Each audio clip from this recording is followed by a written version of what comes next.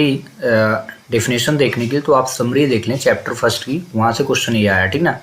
जितने भी संबंध है, रिलेशन है, उनको आप पढ़ के उनको याद कर लें, ठीक है। कंफर्म एक डेफिनेशन पूछ सकता है, ठीक है। एक ट्राइबल रिलेशन भी काफ़ी बार एग्जाम में पूछा है, तुच्छ संबंध, उसको पढ़ लें। रिफ्लेक्सिव, सिमेट्रिक, ट्रांजिटिव, जितने भी रिलेशन है सबको आप इग्नोर ना करें। और समरी को तो कंफर्म बता रहा हूँ, समरी बिल्कुल पढ़ के जाना, रट के जाना, ठीक ना। ऑब्जेक्टिव अगर चाहते हो कि आपको 100% ऑब्जेक्टिव में नंबर मिले तब। रही बात क्वेश्चन सेकंड की, ये क्वेश्चन सेकंड जो है सेकंड चैप्टर से आया। फाइंड प्रिंसिपल वैल्यू, मुख्य मान ज्ञात करना है, ठीक ना। तो यहाँ कॉस इनवर्स है कॉस। अब इसको फाइंड करने के लिए आप, कुछ बच्चे तो इसको ऐसे ही सॉल्व कर देंगे क्योंकि कॉस इनवर्स 1 लिखा है, कॉस से दोनों कट गया तो डायरेक्ट आंसर 7π/6 लिख सकते हो, बट ये रॉन्ग हो जाएगा, ठीक ना। क्योंकि इसका जो डोमेन होता है 0 to π होता है, ठीक ना, ऐसे होता है। तो अकॉर्डिंग टू डोमेन जो है ना, हमें इसको सॉल्व करना है, यानी 0 से 180 के डिग्री के बिटवीन ही इसको वैल्यू हम फाइंड करेंगे। तो इसको इस प्रकार से आप सॉल्व करें, कॉस इनवर्स रहेगा, कॉस रहेगा, और इसको हम चेंज करेंगे 2π माइनस 5π/6 में, 5π/6, ठीक है। यानी इसको जब हम सॉल्व करेंगे 6 2 12, यानी 12π माइनस 5π करेंगे तो 7π आ जाएगा, ठीक है। इसके बाद अब इस फार्मूले को लगा दें आप, कॉस इनवर्स से कॉस डिवाइड हो जाएगा। उससे पहले डायरेक्ट ना करें, कॉस ये 2π का मतलब 360 डिग्री, 360 माइनस थीटा, 360 में वैल्यू चेंज नहीं होती है, इसलिए इसका डायरेक्ट जो सोल्यूशन आएगा ये कॉस 5π/6 आ जाएगा, 5π/6। अगर आप π/6 को डिग्री में कन्वर्ट करेंगे तो कितना आ जाएगा, 5 इंटू पाई की वैल्यू 180/6 हुआ, तो इसको डिवाइड करेंगे तो कितना आ जाएगा देखना 30, और 5 इंटू 30 तो 150 डिग्री। जो मैंने कहा था कि जो कॉस का डोमेन होता है वो 0 to π यानी 0 से 180 डिग्री के बिटवीन आंसर आना चाहिए, ठीक ना। तो ये देखो 150 डिग्री का जो आंसर आया है 150 डिग्री पे आया। अब इसको आप सॉल्व कर दें तो ये हो जाएगा 5π/6, इसका करेक्ट आंसर होगा इस प्रकार से। ये तो डिग्री, ये रेडियन में आप सॉल्व कर दें, ठीक ना। अगर आप चाहते तो इसको डिग्री में भी कन्वर्ट करके चेक कर सकते थे कि आखिर क्यों इसका आंसर डायरेक्ट हम नहीं लिख सकते थे। उसका रीजन देखना, 7 इंटू पाई की वैल्यू रखेंगे कितना 180/6 करेंगे और डिवाइड करेंगे तो कितना हो जाएगा 30, और 7 का जैसे ही आप इसमें इंटू करेंगे तो 210 डिग्री हो रहा। अब देखो जा रहा है 0 to π 180, और आंसर किस में आ रहा है 210 डिग्री पे, और इसका लास्ट वैल्यू क्या है 180 डिग्री पे ही है, तो आंसर तो गलत ही हो जाना था। इसीलिए जब भी क्वेश्चनों को आप करें तो उनके डोमेन को जरूर याद कर लें, उन्हीं के अकॉर्डिंग, उन्हीं के बिटवीन वैल्यू को फाइंड करना, ठीक ना। कि इस क्वेश्चन को इस प्रकार से सॉल्व करते हैं। अगला क्वेश्चन देखते हैं, यदि ए की वैल्यू इतनी हो तो ए डॉट ए कॉम्प्लीमेंट निकालना है। तो कॉम्प्लीमेंट समझो, ए की वैल्यू जैसे लिखा हुआ है 1 2 3, ठीक है। अब देखो मैथ में कुछ बच्चे बोलते हैं ऑब्जेक्टिव क्वेश्चन हमसे नहीं बनते। देखो ऑब्जेक्टिव क्वेश्चन उन्हीं से नहीं बनते हैं जिनसे मेन क्वेश्चन नहीं बनते हैं। अगर बच्चों की अच्छी पकड़ है एक्सरसाइज में तो उनको ऑब्जेक्टिव क्वेश्चन टफ लग ही नहीं सकते। हाँ, अगर बच्चों से एक्सरसाइज ही अच्छे से नहीं बन रहा है कि क्वेश्चन की प्रिपरेशन अच्छी नहीं है तो उनसे ऑब्जेक्टिव क्वेश्चन नहीं बनेंगे। अब बहुत ही इजी सा क्वेश्चन आया, ए की वैल्यू 1 2 3 है। अब बोल क्या रहा, ए डॉट ए कॉम्प्लीमेंट करना है, ठीक ना, परिवर्त अवयव का इंटू करना है पे। तो इसको कैसे करेंगे, ट्रांसपोज। अब ये निकाल लो आप पहले, और इसको कैसे निकालेंगे, इनको चेंज कर देंगे, ठीक ना। रो टू कॉलम, कॉलम टू रो होता है, तो 1 2 और 3 होगा। अब यहाँ पे प्रोडक्ट करना है, अगर इंटू आपसे आता है तो अब कर लोगे, तो बस इसका 1 में इंटू कर दो, तो 1 1 जा 1, प्लस करते जाना।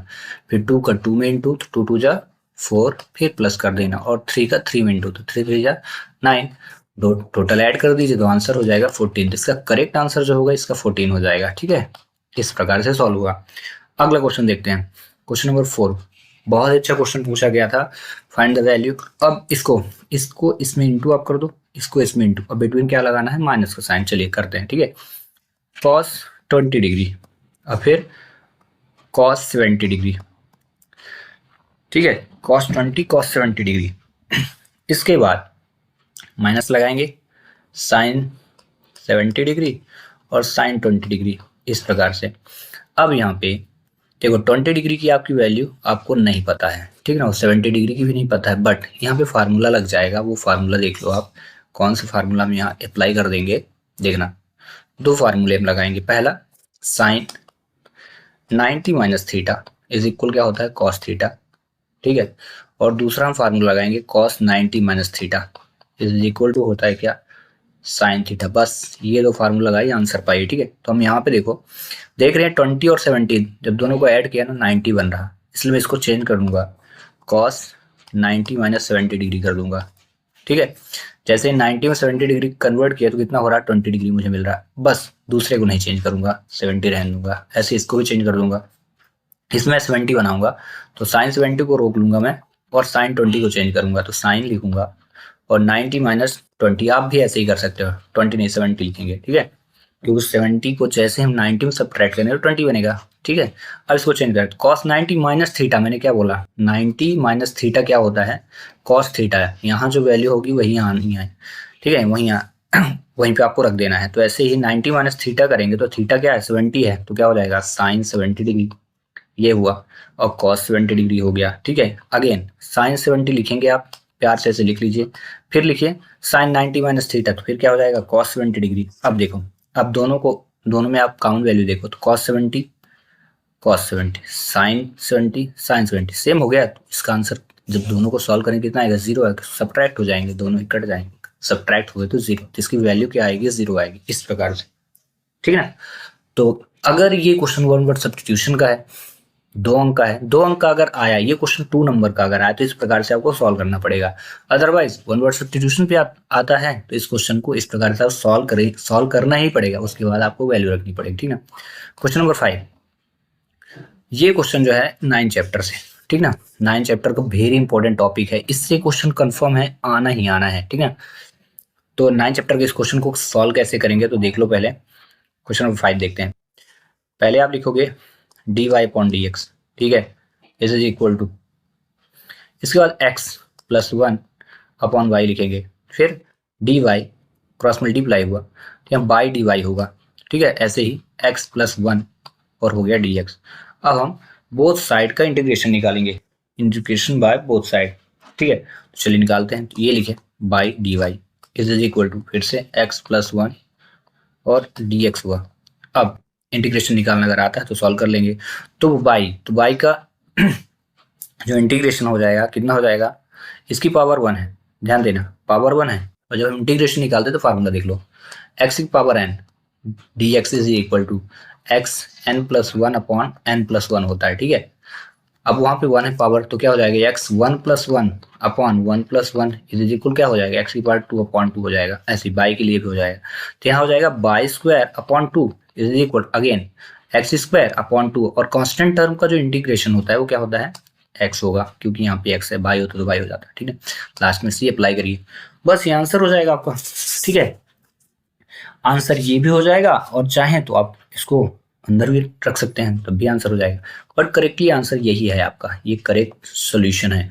अगर ये ऑब्जेक्टिव क्वेश्चन में आए तो इसी प्रकार से आपको रख के सिर्फ इतना आंसर लिखना है। अदरवाइज अगर 2 अंक का आया तो ये आपको पूरा करना पड़ेगा, 1 बाय 1 स्टेप करना पड़ेगा, ठीक ना। आप इसको चाहें तो इस प्रकार से भी आंसर लिख सकते थे, बाई स्क्वायर अपॉन 2 और 2 का इंटू उधर अगर कर दें, ठीक ना, या फिर हाँ 2 को मैं ऐसे ही कर देता हूँ, इंटू कर देता हूँ, ठीक है। देखो एक आंसर ऐसे बनेगा by square is equal to X square upon 2 square upon 2, ध्यान देना, इंटू 2 प्लस 2x और प्लस 2c भी हो जाएगा। तो ये हो जाएगा बाई स्क्वायर इज इक्वल 2 से 2 डिवाइड हो जाएगा, ये तो बचेगा एक्स स्क्वायर प्लस 2x और प्लस c, ये भी बन सकता है, बट आप इसको अप्लाई करें आंसर, ठीक ना।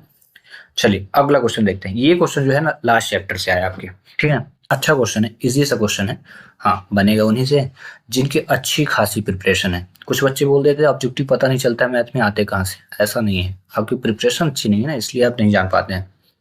इसमें बोला है पी एफ अपॉन ई फाइंड करना है, ठीक है। इसका फार्मूला ही होता है क्वेश्चन नंबर 6 को जब आप करेंगे, देखो P F upon E is equal ही formula P E intersection F upon P E, P E ये होता फार्मूला। जो वैल्यू यहाँ होगी डिवाइड पे वही यहाँ पे रहनी है, ठीक है।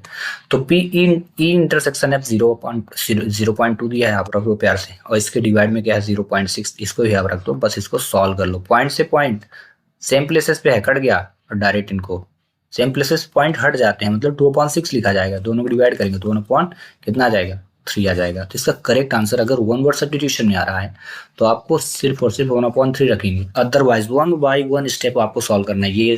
ये ये स्टेप गिवन लिखना अलग से, ठीक है। अगला लास्ट क्वेश्चन, ये ऑब्जेक्टिव क्वेश्चन करने का सबसे बेस्ट तरीका होता है, ठीक है। अगला क्वेश्चन क्या है, ए स्क्वायर की वैल्यू फाइंड करना। अब देखो सबसे बड़ी बात, जो एग्जामिनर है ना, जो पेपर बना रहे हैं वो ये जानते हैं कि बच्चों को प्लस माइनस बहुत आसानी से हो जाता है, प्रोडक्ट देंगे, हमेशा याद रखना। तो अगर प्रोडक्ट दे रहे हैं और प्रोडक्ट की अच्छी प्रिपरेशन नहीं है तो आप क्वेश्चनों को नहीं सॉल्व कर पाएंगे। इसलिए आप एग्जाम के पहले शुरुआत में, जैसे आप एक पहला दिन हो गया, गैप हो गया, आप जितने भी टफ कॉन्सेप्ट वाली चीजें हैं ना उनको ज्यादा पढ़ लो, भूलने ना पाए, उनकी ज्यादा प्रैक्टिस कर लो, ठीक ना। इस क्वेश्चन को सॉल्व कैसे करेंगे, ए इज इक्वल लिखा 1 2 और फिर -1 और 3, ठीक है। कुछ बच्चे क्या करेंगे, ए स्क्वायर लिखा है तो आप इसका स्क्वायर कर दोगे, इसका भी स्क्वायर कर दोगे, ठीक है, इसका भी स्क्वायर कर दोगे, इसका भी स्क्वायर, और हो जाएगा रॉन्ग, क्योंकि इसका स्क्वायर 1 1 4 9 इतना नहीं आना है। ए स्क्वायर का मतलब है कि आप क्या करो, इसी को 2 बार प्रोडक्ट कर देना है, ए डॉट ए, ठीक है, इज इक्वल 1 -1 2 3, ठीक है। और इसके बाद फिर से लिखिए 1 -1 2 और 3, प्रोडक्ट आता ही होगा, देखिए कैसे करना है, ठीक है। 1 का इंटू 1 से तो 1 हुआ, फिर इस -1 का इंटू 2 से तो प्लस माइनस माइनस हो जाएगा, 2 लिखना है, ठीक है। अकॉर्डिंग टू साइन यहाँ पे पुट करेंगे हम, फिर से 1 का इंटू इस 1 से करेंगे तो कितना हो जाएगा -1, फिर इस -1 का इंटू 3 से तो -3 हो जाएगा, ठीक है। अगला उसी प्रकार से हम इसको दोनों करेंगे तो 2 का इंटू 1 में तो 2 1 जो 2 हुआ, फिर 3 का इंटू 2 में तो 3 2 जा 6, प्लस साइन इस बार प्लस में आ रहा। अगले फिर से 2 का इंटू -1 में तो -2 हुआ, और 3 का इंटू 3 में तो 3 3 जा 9, और दोनों ही प्लस हैं तो प्लस आएगा। अकॉर्डिंग टू साइन ही वैल्यू को पुट करिएगा, ठीक है। इक्वल लगाइए, -1 आया सब्ट्रैक्ट होगा, सेम सिंबल ऐड हो गए तो -4 हो जाएगा, ये दोनों ऐड हो गए तो 8, और 9 में 2 गया तो कितना 7। तो इस क्वेश्चन का करेक्ट सॉल्यूशन ये होगा, अगर मान लीजिए, अब याद रखिएगा ए स्क्वायर हुआ, जो वैल्यू फाइंड करना था ये, अगर ये 1 नंबर का आता है तो आपको इतना सॉल्व करने के बाद इतना रखना है, अदरवाइज अगर 2 नंबर का आता है तो ये पूरा पूरा आपको सॉल्व करना है, ठीक ना। हाँ, कुछ बच्चे जल्दी में ऐसे ना कर दें कि ए इज इक्वल लिखा 1 -1 2 और 3 तो आप इनका स्क्वायर कर दें तो 1 हुआ, क्योंकि ए स्क्वायर फाइंड करना है, तो ऐसा ना हो, आपको करना ही नहीं इस प्रकार से कि 1 का स्क्वायर फिर -1 का स्क्वायर 2 का स्क्वायर 3 का स्क्वायर, ऐसे ना करें, ये रॉन्ग हो जाएगा, ठीक है। तो इस प्रकार से ऑब्जेक्टिव क्वेश्चन करने हैं। चलिए मिलते हैं नेक्स्ट वीडियो में, थैंक्स फॉर वॉचिंग।